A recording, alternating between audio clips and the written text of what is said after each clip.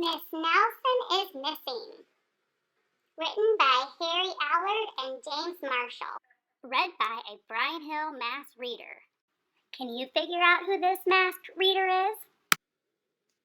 The kids in room 207 were misbehaving again. Spitballs stuck to the ceiling, paper plane wheels through the air.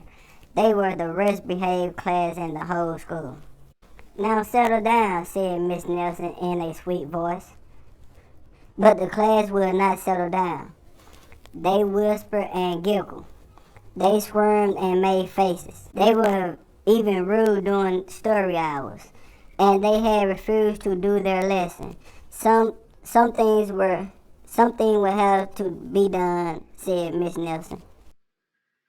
The next morning, Miss Nelson did not come to school. "Wow," yelled the kids.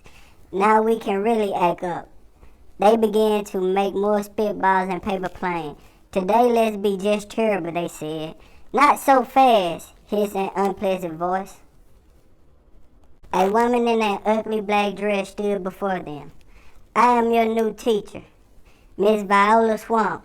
She rapped the desk with her ruler. "Where is Miss Nelson?" asked the kids. "Never mind that," snapped Miss Swamp. "Open those arithmetic books." Miss Nelson kids did as they were told. They could see that Miss Swamp was a real witch. She meant business. Right away she put them to work, and she loaded them down with homework. "We'll have no story hours today," said Miss Swamp. "Keep your mouth shut," said Miss Swamp. "Sit perfectly still," said Miss Swamp. "And if you misbehave, you'll be sorry," said Miss Swamp. They went by and there was no sign of Miss Nelson. The kid missed Miss Nelson. "Maybe we should try to find her," they said. Some of them went to the police. Detective Max Snug was assigned to the case. He listened to that story. He scratched his chin. He said, "I think Miss Nelson is missing." Detective McSmug would not be much help. Other kids went to Miss Nelson's house. The shade was tightly drawn, and no one answered the door. In fact, the only person that did see was the wicked Miss Viola Swamp coming up the street. "If she see us, she'll give us more homework." They got away just in time. "Maybe something terrible happened to Miss Nelson. Maybe she was gobbled up by a shark," said one of the kids, but that didn't seem likely.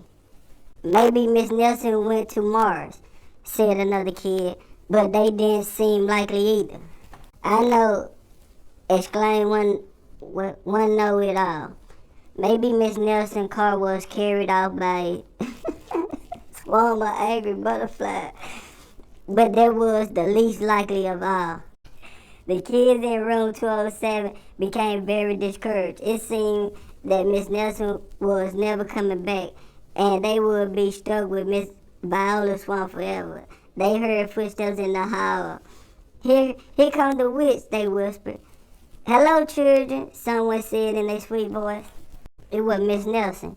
"Did you miss me?" she asked. "We certainly did," cried all the kids.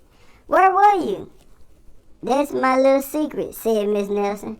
"How about a story hour?" "Oh yes," cried the kids. Miss Nelson noticed that during story hours no one was rude or silly. "What brought about this lovely change?" she asked. "That's our little secret," said the kids.